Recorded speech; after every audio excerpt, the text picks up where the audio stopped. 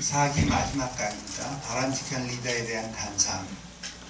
그래서 제가 오늘은 뭔가 정리가 좀 되어야 하는 그런 날인데요. 마지막 강의니까. 사실 제가 1월하고 11월 강의를 하는데 조금 제 강의가 긴 이유가 1월하고 11월 강의가 두 개 강의를 이렇게 엮어놓은 겁니다. 1월에는 우리가 왜 정치교육연구를 만들어서 이런 강의를 해야 하는가에 대한 그런 이제 이야기를 하면서 동시에 우리 사회의 문제점, 그래서 이제 바람직한 사회, 조화로운 사회, 못 믿는 사회라는 제목으로 제가 강의를 하고 있고요. 11월 달에는 이 리더에 대한 그 강의를 하면서 동시에 우리가 무엇을 성취했는가에 대해서도 또 랩업을 하기 때문에 11월 강의가 조금 길 수도 있습니다. 그래서 저희 강사님들 중에 제일 말을 버벅거리는 제가 길게 하게 돼서 죄송스럽고요. 아무튼 오늘은 리더에 초점을 맞추겠습니다. 사실 리더의 자질에 못지않게 중요한 게 시민의 자질인데, 제가 1년에 2번 강의하는 것만 해도 다른 분들 시간을 많이 뺐는데 그 이상을 할 수 없으니까 내년 12월 달에는 제가 시민의 자질에 대한 강의를 또 한번 해보도록 노력하겠습니다. 리더에 대한 단상, 그래서 그 리더의 그 자질, 덕목, 그런 거에 대해서 얘기해 보려고 하는데요. 사실 그 민주주의 사회에서 바람직한 리더의 덕목은 수백 가지, 수천 가지를 얘기할 수 있겠죠. 그러니까 제가 오늘 얘기하고 싶은 거는 그 중에서 가장 기본적인 거. 그러니까 우리가 지난 몇 년을 살아오면서 가장 기본적인 덕목조차도 갖추지 못한 리더들을 많이 봤기 때문에 정말 베이직하게 이것만 꼭 지켜줬으면 좋겠다. 그런 부분만 뽑아서 말씀을 드리겠습니다. 그래서 리더의 덕목을 이야기하기 전에 먼저 우리가 알아야 할 것이, 현대 민주주의 국가에서 리더가 되고 싶어하는 겁니다. 저게 시점은 현재고 민주국가입니다. 그러니까 조선시대나 그때 얘기 아니고 요즘 얘기입니다. 그래서 시민을 사랑해서 내가 누군가를 시민들한테 봉사하고 싶어서 리더가 되고 싶어 하느냐. 저희 1기 때 유교와 민주주의라는 강의가 있었는데, 그때 그분은 조선시대 왕들이 얼마나 좋은 책을 많이 읽었나 그런 말씀 해주셨어요. 그건 제가 좀 전에 이건 조선시대 아니라 그랬잖아요. 그러니까 시민을 사랑해서인가 하면 제가 하고 싶은 말은 착각하지 맙시다. 아니라는 거예요. 그래서 밑줄도 한번 쫙 긋고, 이게 본래 지금 오늘 멜펑션이 심한데 본래대로 하면 저 착각하지 맙시다가 빨간색 돼 있어서 그러는데, 사실 그 현대 민주주의 국가에서 리더가 되고 싶어하는 이유, 이거는 정치학에서는 한 30년 전부터 이미 정리가 끝났는데 일반인들은 이런 생각을 많이 안 해보니까 제가 이걸 먼저 소개하는데요. 사실 정치학에서 얘기하는 이유는 거의 첫 번째가 이겁니다. 그러니까 내가 권력을 가지고 싶어서, 내가 파워풀한 사람이 되고 싶어서 리더가 되고 싶어 합니다. 그러다 보니까 공천이 중요해지고 당선이 중요해지고 그 무엇보다 그런 것들이 중요해지죠. 그 다음에 많지는 않지만 이걸 위해서 리더가 되겠다. 내가 어떤 믿는 정책이 있는데 그 정책을 한번 펼쳐보고 싶다. 그러니까 이제 소신이 강한 사람들이라고 볼 수 있겠죠. 굳이 저더러 당장 떠오르는 이름을 대라 그러면은 정의당 의원들이라든가 중부당 중복지를 주장하시는 유모씨, 그런 분들이 정책을 중요시하는 분들이라고 볼 수 있겠죠. 이 1, 2번은 교과서에도 나오고 정상적인 것들입니다. 근데 3번이 상당히 염려스러운데, 이건 합법적인 것도 아닌데 염려되는 게 혹시 돈 때문에 저 리더가 되려는 분들이 있지 않나라는 의심을 하게 됩니다. 사실 국회의원이나 대통령을 한 다음에 재산이 줄었다는 사람 보셨어요? 그리고 저희가 작년에 국정농단이나 지금 이야기하고 있는 적폐청산이 다 뭐에 대한 겁니까? 돈에 대한 거죠. 그렇죠? 그래서 이 영어로는 렌트 시킹이라고 하는데 저게 이제 내 사욕을 채우기 위해서 공권력을 사용하는 것을 이야기하는데, 그러니까 결국 돈 같은 걸 추구하는 정치가들이 없었다면 렌트 시킹이라는 표현이 생기지도 않았겠죠.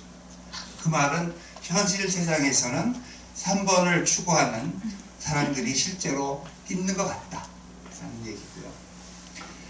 근데 여기서 이제 더 이상 국민을 사랑해서 정치를 하는 사람들은 없고 권력이나 정치기 중요해서 한다 그러면 그걸 저희가 인정을 해줘야 돼요. 그 사람들 권력을 추구하게 해주고 합법적이라면, 그 다음에 정책을 추구하게 해주고 그 다음에 자질이 무엇인가 이야기를 해야 그게 현실적이 되는 거죠. 그러지 않고 1번, 2번 나쁜 거니까 하지마 그러면 더 이상 현실을 떠나버렸기 때문에 자질을 이야기할 수 없는 거죠. 그래서 결론적으로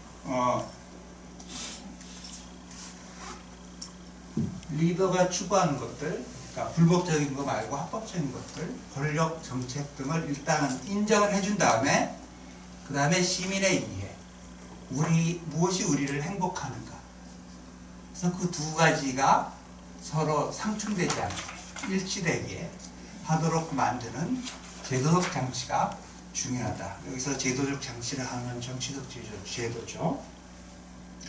근데 만약 그 리더들이 추구하는 거하고 시민들이 추구하는 게 다르다 그랬을 때는 제도를 바꿔야 하는데, 저희 일반 시민들이 제도를 바꿀 힘이 있습니까? 없죠. 보통 정치 제도를 바꾸려면 일단 국회에서 200명이 찬성을 해줘야 됩니다. 그러니까 저희들은 그런 힘이 없으니까 결국 제도적 장치만 필요한 게 아니라 시민의 의식이 필요하다는 것이 그 사람들한테 우리가 압박을 가할 수 있어야 됩니다. 그럼 압박을 가할 수 있기 위해서는 우리 이익이 뭔지에 대해서 우리가 이해가 있어야 되고, 그 다음에 뭐 투표를 선거에 참여한다, 뭐 여론 형성, 또 그 이익단체, 뭐 시민 사회, 뭐 합법적 시민 행동 등을 통해서 우리가 전해줄 수 있으려면 우리 의식 수준도 높아야 된다는 거죠.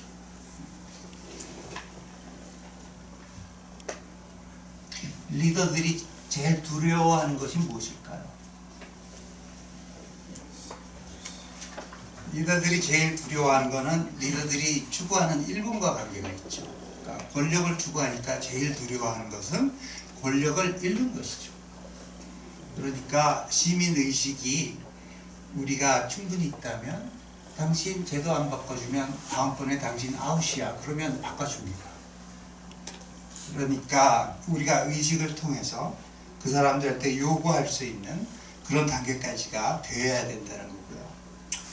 이제 기본적인 이해는 됐다고 생각하고 우리 리더의 덕목에 대해서 한번 이야기해 볼게요. 제가 가장 기본적인 덕목만 얘기한다고 했잖아요. 그래서 가장 기본적인 덕목을 이야기하기 위해서 민주주의를 끌고 와봤습니다. 그래서 일단 민주주의를 정의하는데, 민주주의도 저희가 뭐 정치학책에 보면은 수십 가지가 돼요. 그럼 그 수십 가지 중에서 제일 간단한 거, 오늘은 뭐든지 제일 베이직, 그래서 제일 간단한 걸 뽑으면 이거 세 가지 안 되면 민주주의라고 부르지도 마라 라는, 이게 가장 그 기본적인 그 정의거든요. 시민들은 기본적인 자유와 권리, 그 다음에 정치적인 리더들은 공정한 선거, 그걸 쟁취하기 위해서 87년에 우리가 참 많이 피도 흘리고 그랬죠. 그 다음에 지도자들은 말과 정책에 대한 책임을 진다. 영어로는 accountability라고 그러는데, 자기가 약속한 거나 실행한 정책에 대해서는 실패를 하거나 성공을 하거나 아무튼 책임을 져야 한다는 거. 이 부분은 제가 나중에 한 번 더 이야기를 할 겁니다. 그래서 아무튼 이런 것들이 리더들은 지켜야 하는 것이고 시민들은 리더로부터 지켜내야 하는 것들입니다. 그래서 가장 기본적인 민주주의의 정의를 제가 말씀드렸는데 그 정의 1번에 자유와 권리 그랬으면 뭐 헌법에 이런 것들이 있는 걸 다 아시잖아요, 그렇죠? 권리 쪽에 포커스를 두고 헌법에 있는 것들을 그냥 들고 나온 건데 공정한 재판을 받을 권리, 뭐 발언, 탄원, 출판, 결사 등등 정부의 방해로부터 보호받을 권리. 그러니까 좋은 리더는 이런 거 방해하면 안 된다. 제가 가장 기초적인 얘기라고 말씀드렸죠. 이런 거 방해하면 안 된다. 그럼 그거 당연하지 뭐 이렇게 생각을 하실 텐데 이게 어디가 뭡니까? 시청 앞 광장이고 대한문, 덕수궁 대한문이라고 적혀 있네요, 그죠? 제가 이걸 왜 보여드리냐면 이건 벌써 몇 년 된 사진인데요. 노무현 대통령 사망하고 나서 서울시청 앞에 광화문에서 그 집회가 신고가 돼 있었습니다. 근데 그 집회 자체가 열리면 골치 아플 것 같으니까 지금 동그라미가 아니고 아무튼 저 형태 있죠. 저게 다 버스입니다. 경찰 버스입니다. 경찰 버스가 막아가지고 시민들이 가운데 못 들어가게 만들었어요. 근데 저거는 예고가 된 합법적인 시위였는데 정부가 벽을 쳐서 버스를 워낙 촘촘히 붙여놔가지고 사람들이 못 들어갔어요. 그때. 그래서 못 들어가고 이제 쫓겨난 사람들이 씹죽으레하게 저 대한문 앞에 쭈그리고 앉아있는 그 사진. 이건 그러니까 어떤 경우입니까? 리더가 우리의 집회의 자유를 방해하는 케이스죠. 그렇죠? 모일 자유가 있었는데 그 당시에 그래서 저는 미국에 있었는데 시국 성명도 하고 그런 거 했습니다. 그거는 그거 이념에 상관없이 틀린 건 틀린 거다 해서 이제 시국 성명도 하고 그랬는데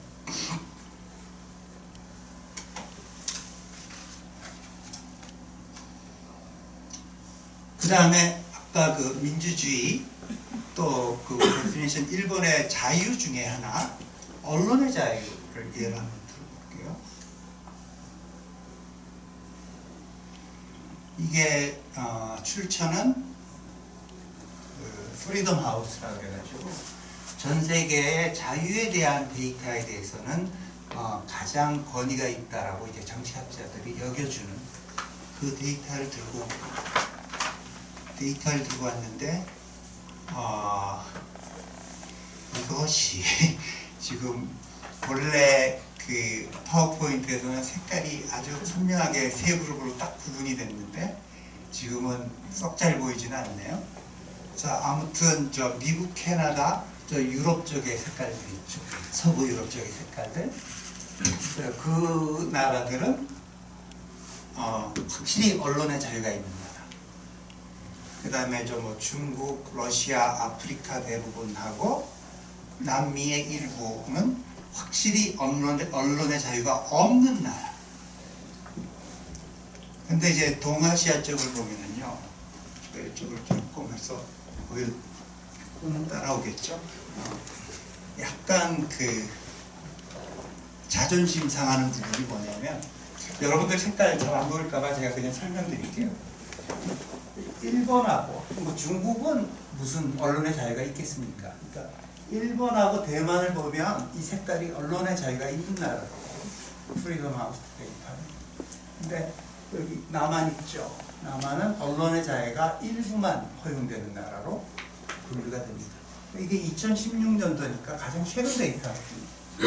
그럼에도 불구하고 남한이 그 언론의 자유가 보장되는 나라로 분류가 되지 않습니다.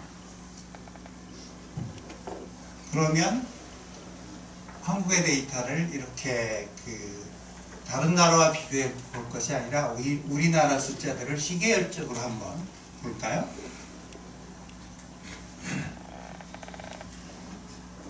이건 이제 그 데이터를 가져다가 제가 이제 그림을 그린 건데요.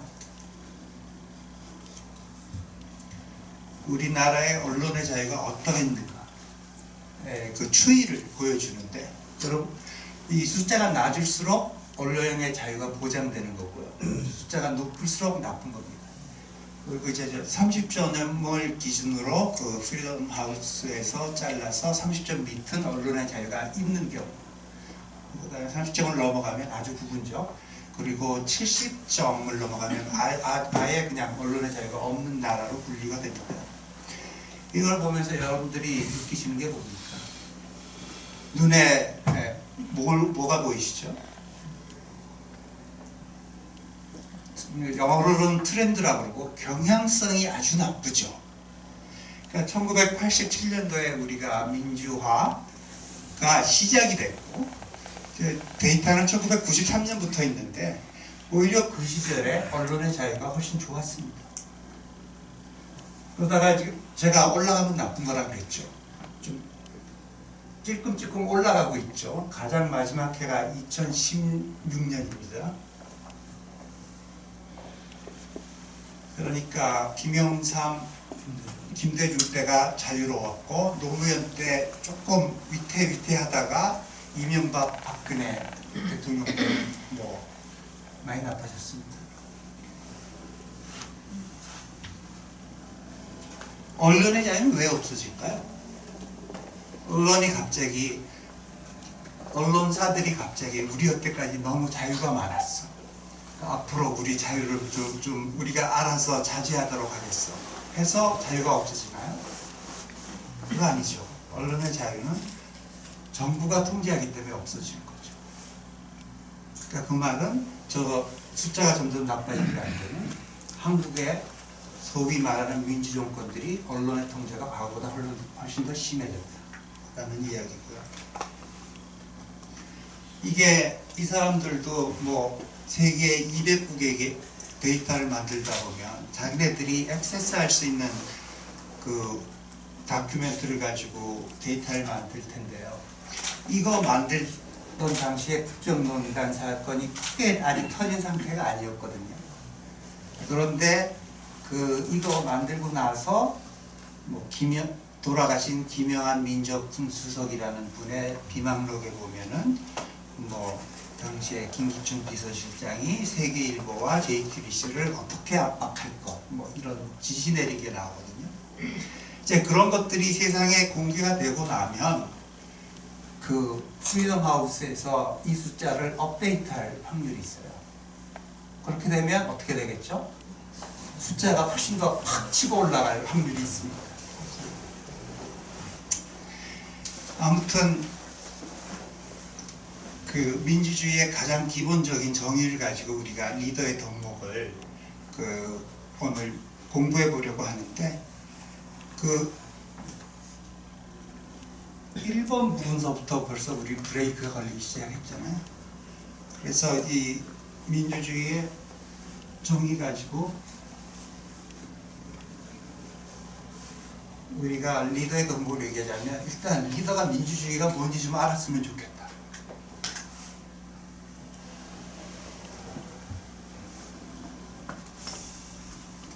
아까 1, 2, 3번으로 돌아가면 좋은 리더는 시민의 합법적인 자유와 권한을 제한하지 않는다. 우리 자유와 권한을 제한한 케이스들을 방금 봤죠. 좋은 리더는 공정한 선거의 의미를 잘 이해한다. 뭐 몇십억씩 써서 댓글에 동원하지 않는다. 네, 좋은 리더는 자기가 시민에게 자기의 말과 정책에 대한 책임을 진다는 것을 잘 이해한다.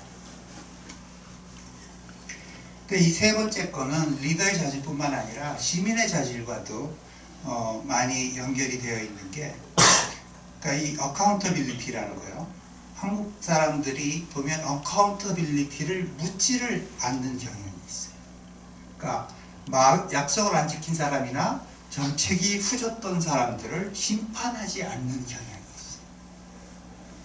그러니까 주로 이 어카운터빌리티를 묻는 기회는 선거 때예요. 근데 선거 때 그 사람이 말을 지켰느냐, 그 정당의 정책이 좋았느냐보다는 그 정당의 기반이 뭐 무슨 도냐, 그 다음에 내가 강남에 사냐, 어디 사냐, 내가 나이가 50을 넘겼느냐, 30 미치냐에 따라서 그 나의 표를 던지기 때문에 결국 우리가 책임을 묻지 않는 그런 행태를 우리가 보여왔고, 그렇기 때문에 리더들이 우리를 무서워하지 않는다. 그래서 작년에 아주 그 세계를 깜짝 놀라게 한 작년 말 금년 초에 우리가 촛불하지 않았습니까? 근데 제가 촛불을 굉장히 높게 평가하고 그 직접 민주주의에 살아있는 표상이다. 제가 해외에 나가서도 그런 얘기를 하면서도 작년에 그 서울대학에서 그 국정농단 사건으로 또 이런 거 우리 했을 때 제가 시민의 책임에 대해서 이야기하면서 한 말이 뭐였냐면은 촛불까지 간 것이 비극이다. 왜냐하면 촛불 이전에 더 낮은 단계에서 책임을 물었어야만 했다. 그게 안 돼서 촛불까지 간 거고, 그러니까 선거 때 사람을 잘못 뽑은 거죠. 그렇죠? 그러니까 우리도 이 책임성을 묻는 그런 어떤 훈련, 습관, 그런 것들이 있어야 할 것 같고요. 그 다음에 리더의 덕목을 또 기본적인 걸 이끌어내기 위해서 민주주의 정의 말고 제가 또 하나 사용하는 게 헌법입니다. 헌법이 가장 기초적인 법 아니겠습니까? 네, 우리 2월 달에 그 박주영 변호사님이 그 헌법과 민주주의, 헌법 개혁과 민주주의라는 강의를 매년 해주고 계시는데요. 그 법학 쪽에서 그 해석하는 헌법하고 정치학에서 헌법, 그 해석하는 헌법이 약간 다릅니다. 역시 정치학자들은 모든 걸 권력적으로 해석을 하거든요. 그래서 정치 체제 내에서 정책의 결정과 각종 권한과 힘의 분산을 결정하는 가장 기본적인 룰이다 라고 정치학에서 정의를 합니다. 그러니까 우리 리더들 사이에 누가 어떤 힘을 가졌나, 그것을 정의해주는 룰북이 그 헌법이다. 사실 모든 것을 룰로 해석하는 것이 요새 사회과학에서 유행하는 그 신제도주의라는 그 학문적 전통인데요. 아무튼 그렇게 해석을 하고요. 그러면 이 해석에 따라서 헌법을 들여다보면 헌법은 특정한 기간에 다음과 같은 권한을 준다. 정책을 제한할 권한, 주로 입법부 아니면 행정부겠죠. 이 제안을 개정, 거부, 받아들일 수 있는 권한, 그것도 마찬가지겠죠. 특정 권한을 내릴 권한, 결정을 내릴 권한. 감사합니다. 그거는 이것도 입법부, 청와대, 최종 결정을 실행, 이거는 관료들이죠. 감시, 그리고 지키지 않는 시민을 벌할 수 있는 권한, 이건 주로 사법부의 기능에 해당이 됩니다. 우리나라 헌법에 의하면 우리나라의 현재 정치제도가 제왕적 정치제도 맞습니까? 내가 여러분께 여쭤봅니다. 우리나라 헌법에 의하면 그렇진 않죠. 사실 우리나라 헌법의 역사를 보면, 우리 정치체제의 역사를 보면 그 재헌국회가 그 대통령제를 만들 생각이 없었어요. 내각 책임제로 그 대한민국을 수립하고 시작하려고 했었습니다. 그러다 보니까 제일 위에 국무총리 있고 그 밑에 장관들이 있는 시스템으로, 그 당시 이제 한민당의 김성수 씨가 그런 시스템을 밀었는데, 이때는 이제 남한만 이미 그 정부 수립을 하기로 결정이 된 후라 김구, 김규식 같은 사람들은 다 이미 빠진 상태고, 여운형 같은 사람은 총 맞아 죽은 상태고, 박헌영 같은 사람은 북한으로 도망간 상태고, 여기서 그 내각 책임제를 미는 한민당의 브레이크를 걸 수 있는 사람이 딱 한 명 남아 있었습니다. 근데 그 사람이 이승만이었습니다. 이승만 대통령이 나는 내각 책임제 안 할래, 대통령제 할래. 그래서 우리나라 대통령제가 약간 기형적인 대통령제인 게 내각 책임제 위에다가 대통령을 얹어놓은 시스템입니다. 그러니까 뭐 가끔가다 뭐 신문 보거나 정치학자들이 얘기할 때 우리나라는 내각 책임제적 요소가 있는 대통령제다, 뭐 이런 표현 쓰는 거 들어보셨나 모르겠는데, 그러면 그런 체제에서 대통령의 권한이 다른 대통령제 국가보다 더 강할까요, 약할까요? 법적으로 이야기할 때 사실은 더 약한 게 맞습니다. 왜냐하면 다른 대통령제 국가에 가면 국무총리라는 직함이 없습니다. 대통령이 직접 내각을 관할합니다. 부통령이 있는 나라는 있습니다. 미국 같은 나라도 그렇죠. 그런데 그런 나라들을 보면 부통령은 아무런 힘이 없습니다. 그냥 기다리는 자리입니다. 자기는 어떤 결정을 하는 힘이 없어요. 자기는 기다렸다가 뭐 대통령이 유고 시에는 자기가 스태핀하고 아니면 차기 대통령을 노리고 그 정도지, 부통령은 아무런 힘이 없는데 우리나라는 내각을 관장을 하는 국무총리라는 사람이 있다는 거, 그것은 대통령의 힘을 사실을 굉장히 약화시키겠죠. 헌법에 의하면. 그러니까 우리나라 제도가 제왕제적 대통령제였던 것이 아니라 우리나라 대통령들이 그냥 제왕을 한 겁니다. 여태까지. 그런데 문제는 뭐냐? 이 사람들이 제왕을 하는데 아무도 토를 달지 않았다.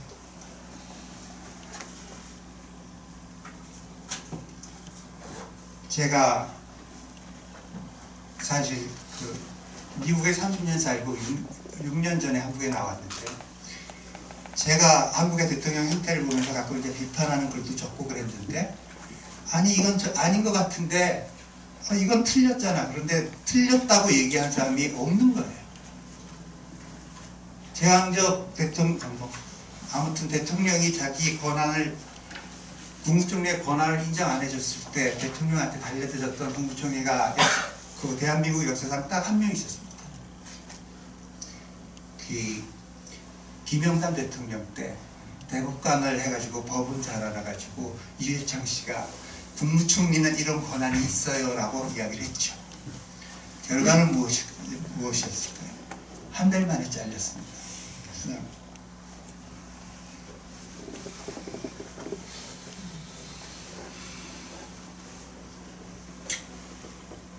저는 아까 그 자유에 대한 데이터 같은 거 보면 우리가 이제 민주주의 퇴행이 확실히 왔는데, 그 촛불을 통해서 문재인 씨가 대통령이 됐을 때 정말 헌법에 기초한 민주주의 할 거라고 우리 많이들 기대했잖아요.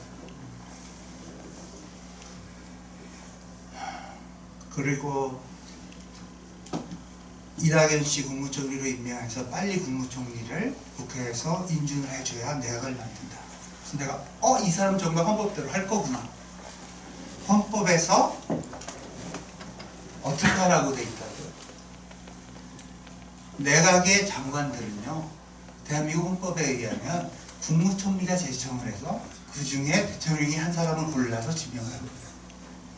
그게 우리나라 법입니다. 여태까지 그걸 지킨 대통령이 한 명도 없었습니다.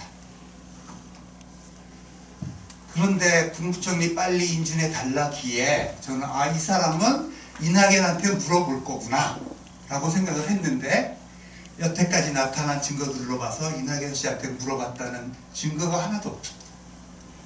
그러니까 이분조차도 아직까지 민주주의는 헌법대로 해야 한다는 게 머릿속에 없는 거예요. 좀 미안한 말이죠.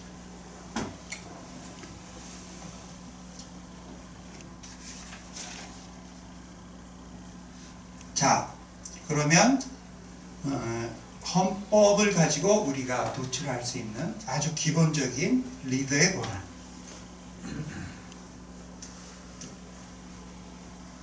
이거죠. 좋은 리더는 정부 안에서 누가 어떤 권력을 가지고 있는가를 잘 이해하고, 아까 헌법이 권력을 나눠주는 그 룰북이라고 그랬잖아요.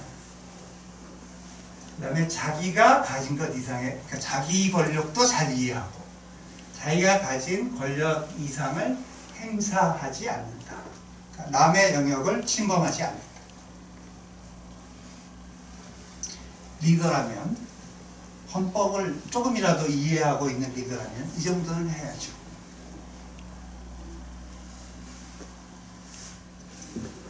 (2014년인가요) 그 세월호가 터졌습니다.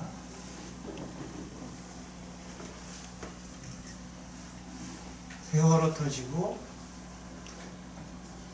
처음에 한동안 소식이 없다가 대중 앞에 이제 대통령께서 나타나서 눈물을 보여주셨어요.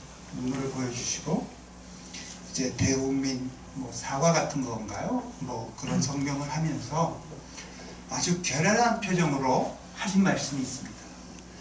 세월호의 대처에 해경이 너무 미숙했으므로 해경을 해체해야 된다 라고 말씀하셨어요. 신문에도 해경 해체 크게 나왔어요.